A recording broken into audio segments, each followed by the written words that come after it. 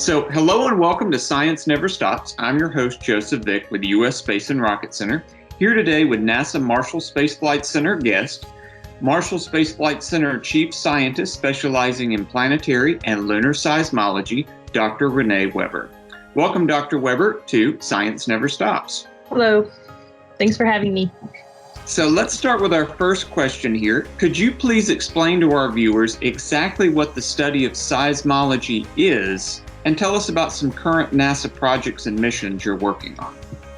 Sure. Seismology is the study of earthquakes on Earth.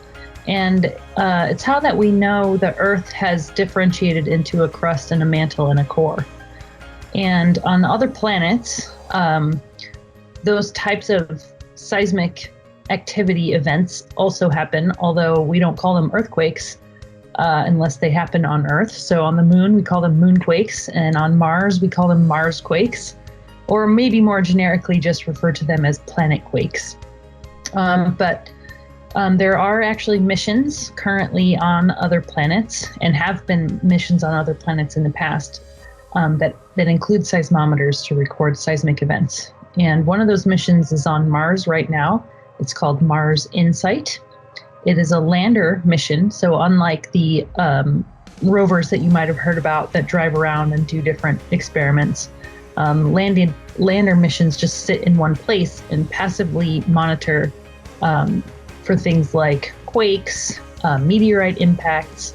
On Mars, because of the atmosphere, the sensors can actually also pick up the wind blowing and changes in the atmospheric pressure. So that's a mission that I'm involved in. It's been on Mars since November of 2018, and it's a solar-powered mission, so should hopefully last for many more years and keep detecting. It's detected many Marsquakes so far, and we're hoping that it will continue to detect many more, and it's helping us learn about the structure of Mars. Then in the past, during the Apollo missions, there were also seismometers that were deployed on the moon.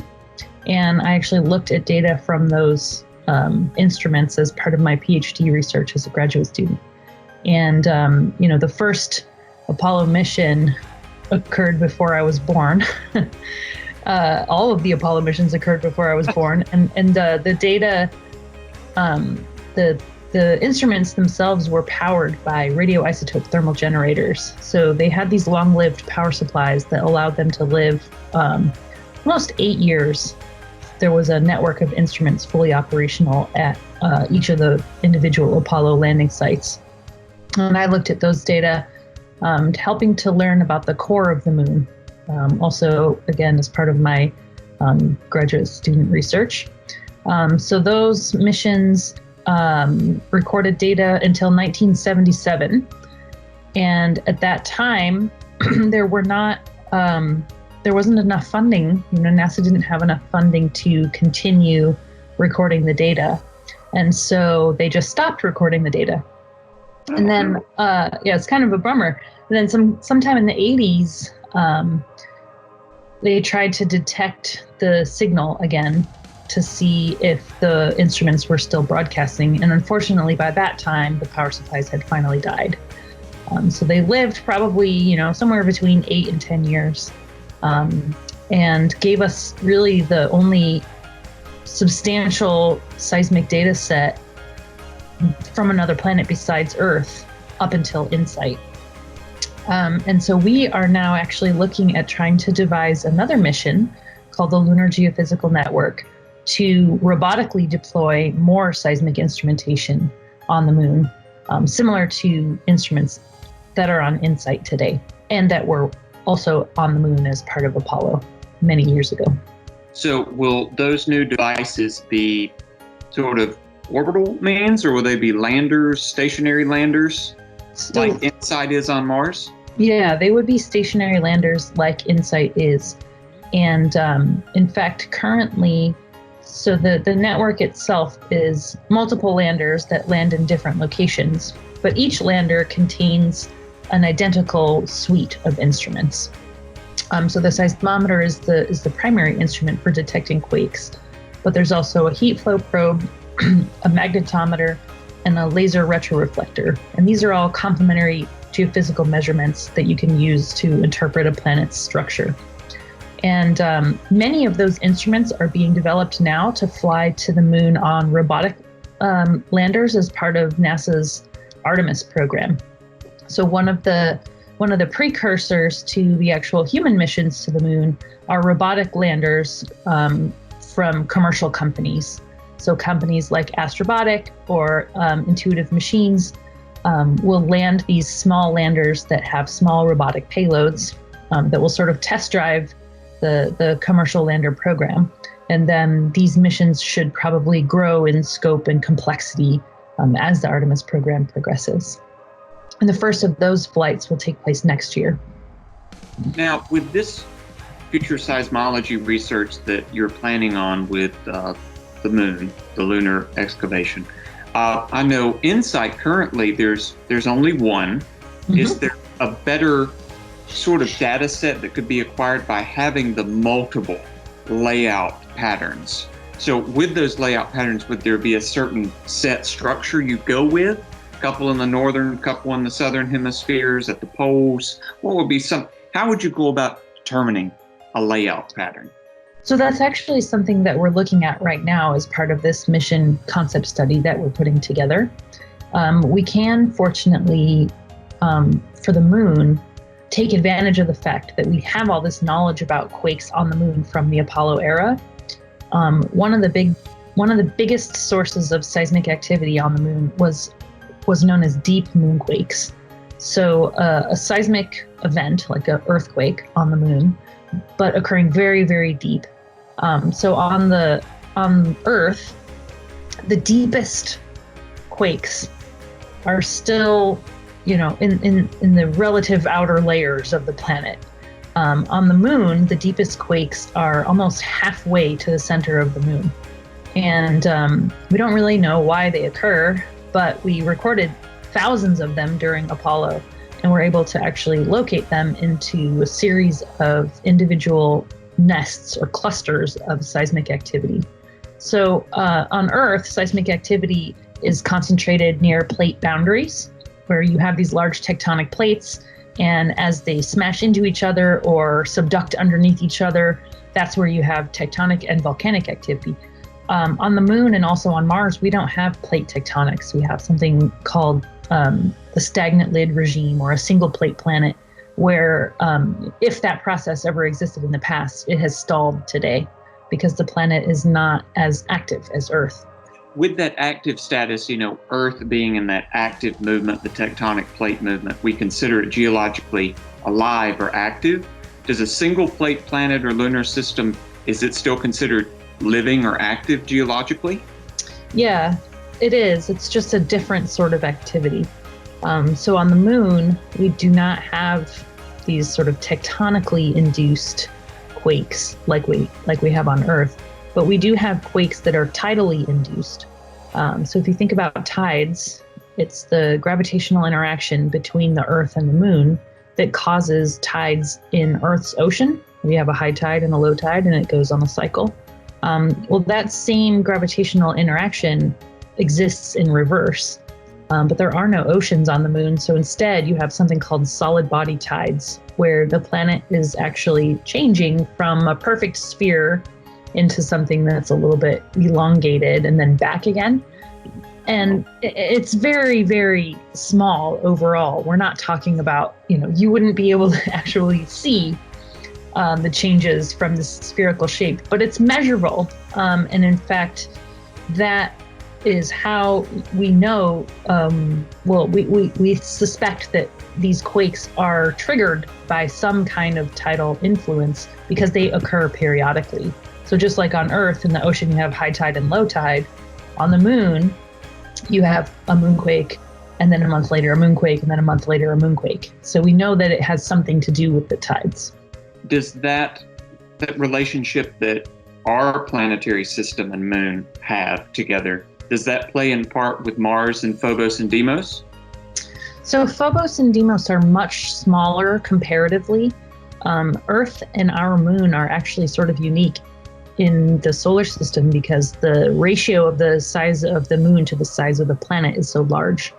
Phobos and Deimos are thought to be, captured asteroids. They're just these like tiny little potato moons. So they don't have the same gravitational influence. Although it is possible with very sensitive instruments and very long-term observations to see some of the tidal influence of the larger of the two moons of Mars, but I don't think we have observed it yet with insight. Now, it just sort of popped in my head that I know here on Earth we determine destructionary value from earthquakes based on the Richter scale. I don't know I do not know his first name, Richter, but that is based on a destructive measurement of the force behind which caused the damage. Mm-hmm. Is there a equivalent to Richter scale on the moon or Mars or beyond?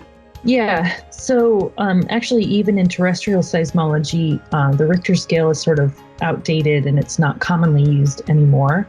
And instead we use something called the moment magnitude scale, which is basically an estimate of the actual amount of energy released by a quake. So smaller quakes release less energy, they're less damaging, they have less powerful shaking. Larger quakes have more. And we can use that same scale on other planets. We can scale it to the moon, we can scale it to Mars. So yeah, that's how we're estimating moment magnitude now. You mentioned a little bit earlier that you touched base with some of your doctoral research about seismic activity on the lunar surface. Mm-hmm. Could you tell us a little bit more detail about your educational background and how that helped you obtain your current NASA position? Sure. So, I came to NASA through kind of a weird road. I did my undergraduate degree in physics at UC Berkeley, and as a physics major in the College of Letters and Science, you had to pick not really a minor, but like a focus area. And there were two choices. One was astrophysics and one was geophysics. And I started in astrophysics, but it didn't really click with me, and I didn't find it all that interesting. And so I decided to transfer over to geophysics, and I ended up liking that a lot more. And so I ultimately went to graduate school to study geophysics, and I went to the Scripps Institution of Oceanography, which is part of UC San Diego. And at Scripps, they have a department for geophysics and planetary physics.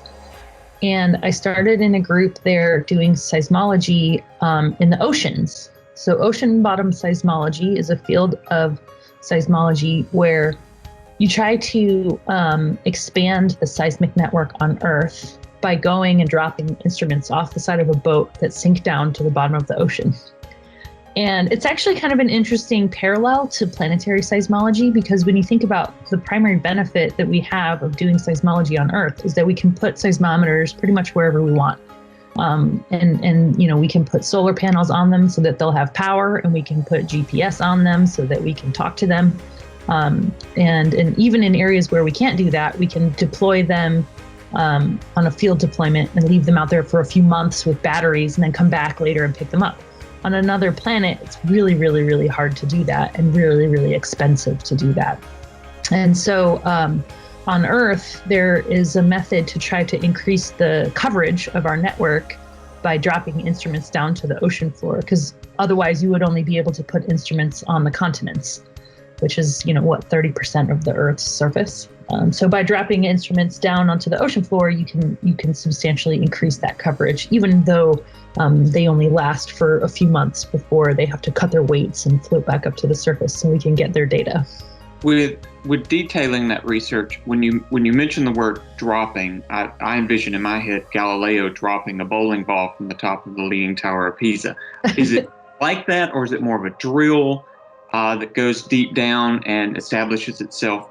I'm curious. Yeah, actually both. So borehole seismology is a thing, and they often use old oil wells to do that, where you can just stuff an instrument down a hole that's already been drilled to actually go below the seafloor. But another thing that you can do in the kind of instruments that I did was these instruments that are basically, it's just a big weight, sometimes a metal grate or like a cement block or something, that has all the instrumentation and batteries in a waterproof case attached to it. And then at the top, it has a series of floats and then a big ring. And you can literally just drop that off the side of a ship and it sinks down to the bottom, and it has a little like radio transponder so that you can figure out, you know where it is. And then after 3 months or however long the batteries will live, you go back to the place where you dropped it off and you send it a signal, and it cuts the weight. It has a mechanism to drop the weight and then floats back up to the surface.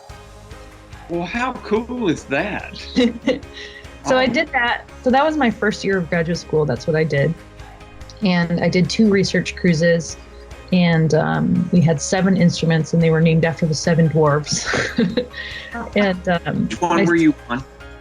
Well, all of them, really. Oh, okay. And then, I was working with that group, but first-year students are sort of required to rotate around to different groups and to different advisors. The idea being that you get exposed to a lot of different science that way, and you also have an opportunity to kind of find a group that's a good fit for you. So in my second rotation, I was working with a professor named Peter Shearer, who asked me if I wanted to look at seismic data from the moon. And I immediately said, what?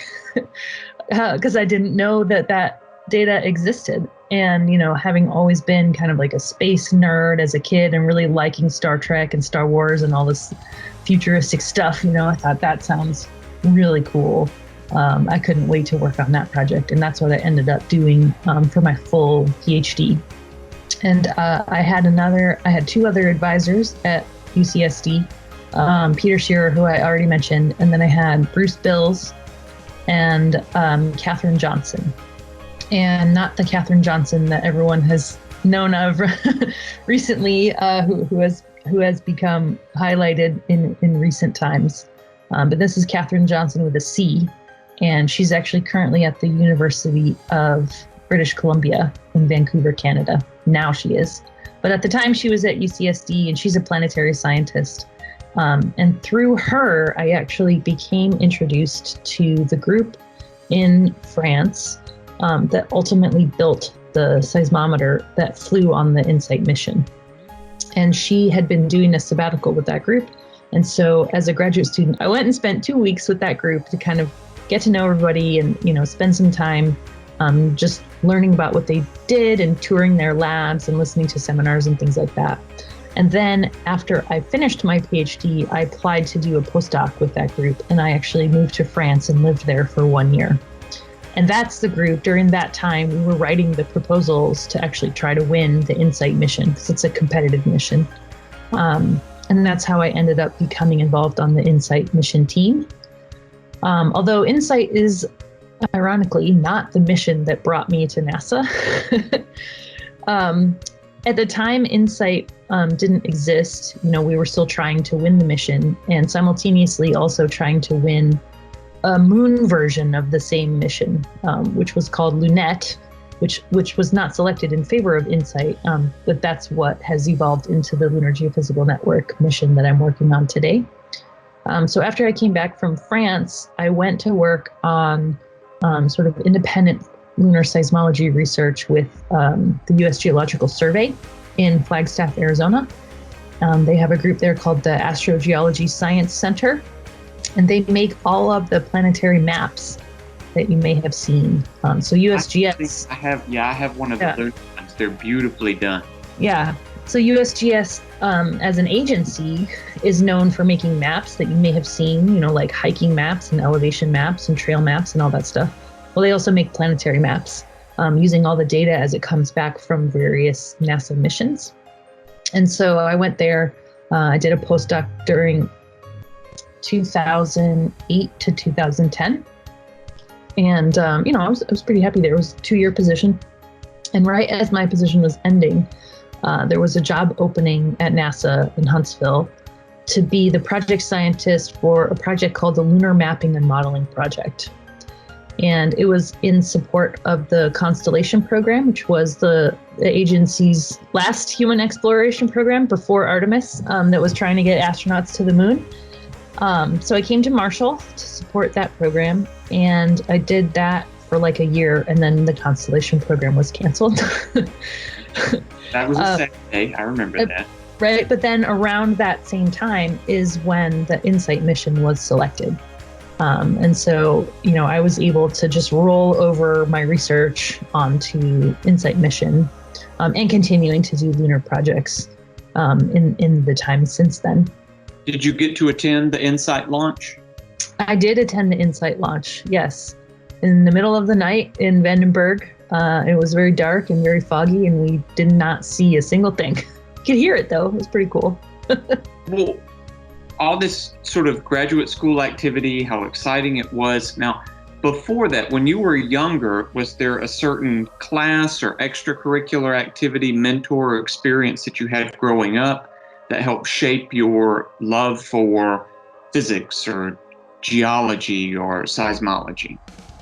Yeah, probably a combination of different things.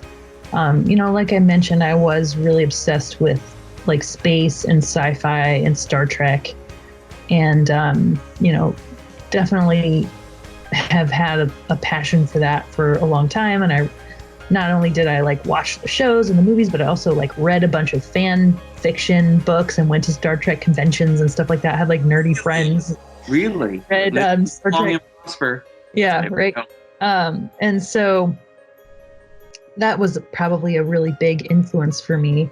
Another thing that we did, or my mom helped me do as a kid, was go to space camp. And it's not the space camp that is here in Huntsville, unfortunately. It wasn't called Space Camp, in fact. It was called the Pacific Rim Spaceflight Academy. And it was at the Oregon Museum of Science and Industry.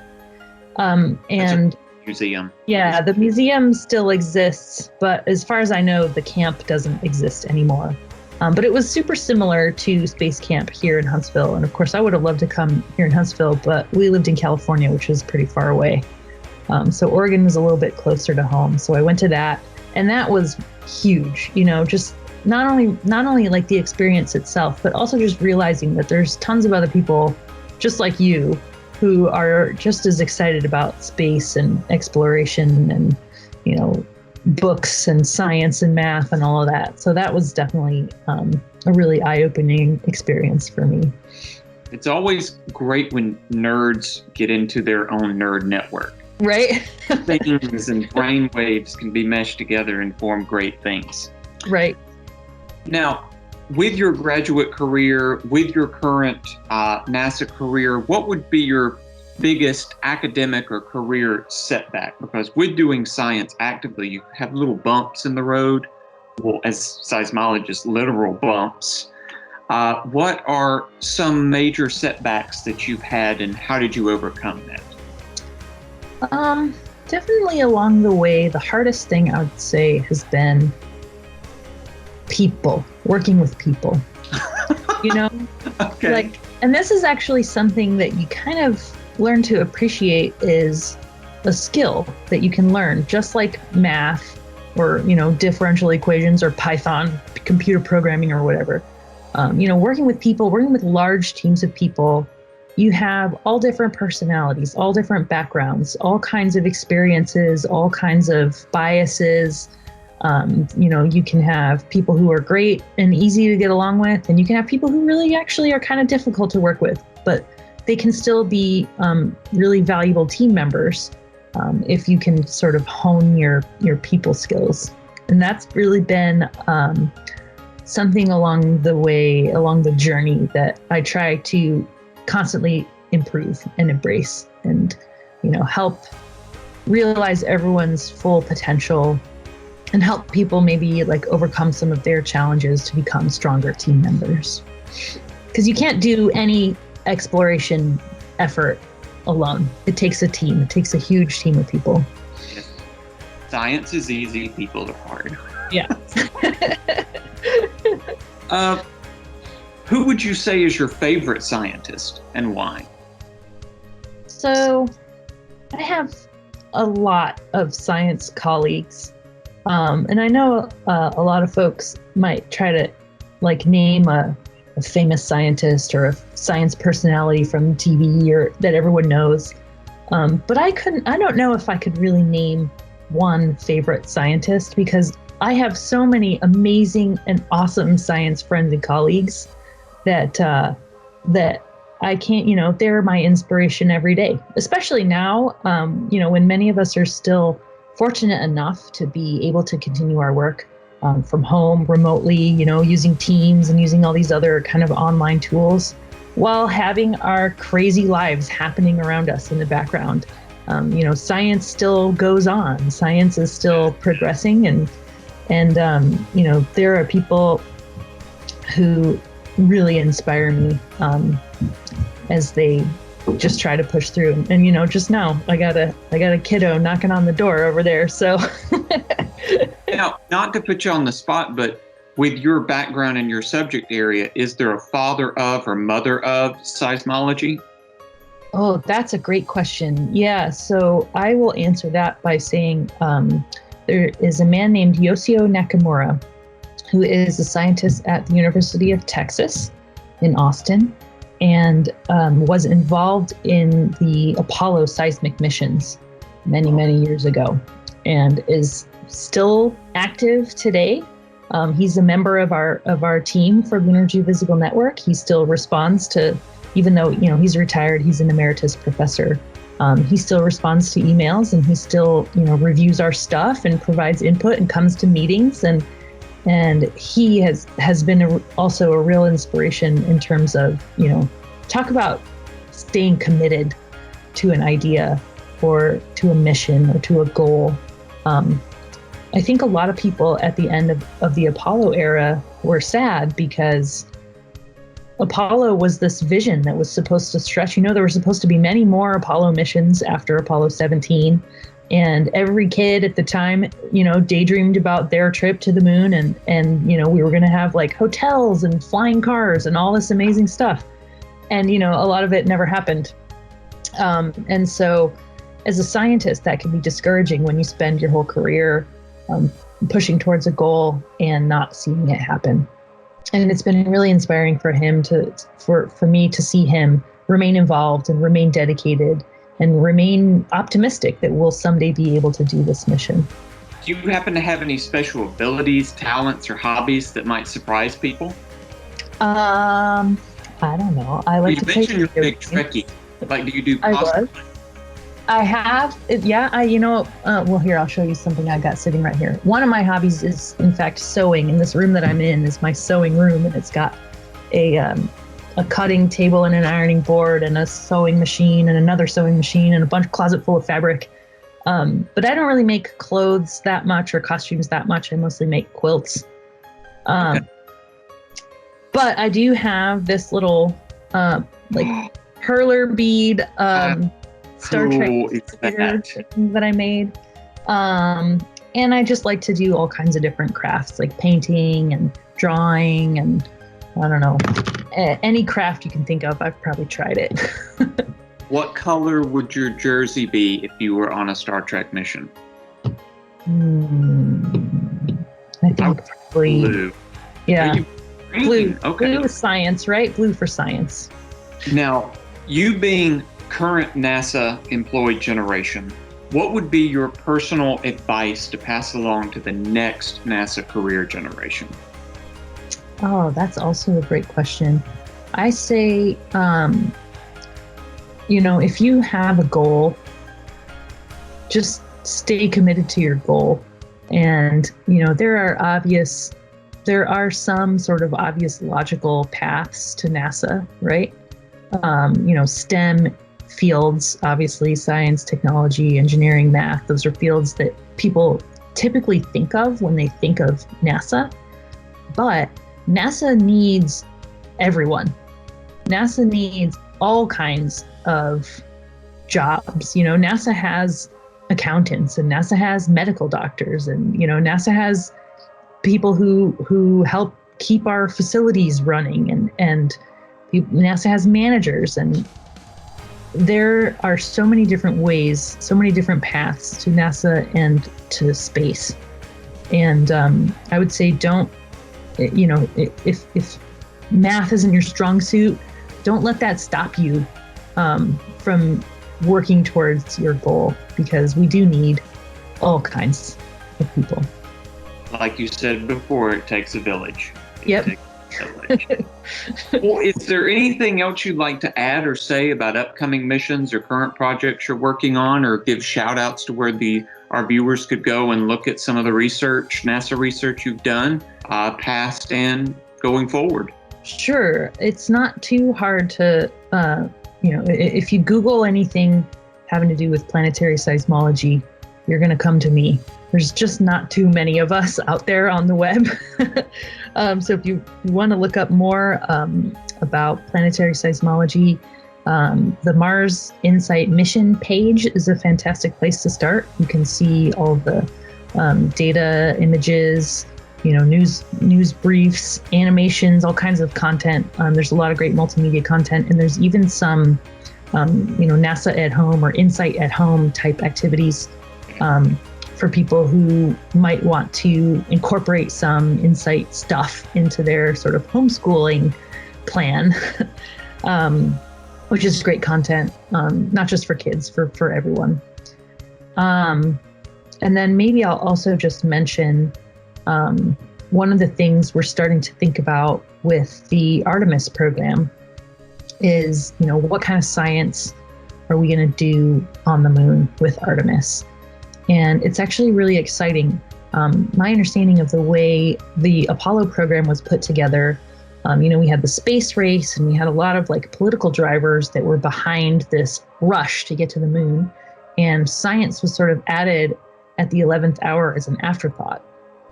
So today, as we put together the Artemis program for pushing towards a sustained human presence on the moon, we have this really awesome opportunity to plan ahead for science and think about what kinds of observations and what kinds of instruments and what kinds of tools we want the astronauts to take with them.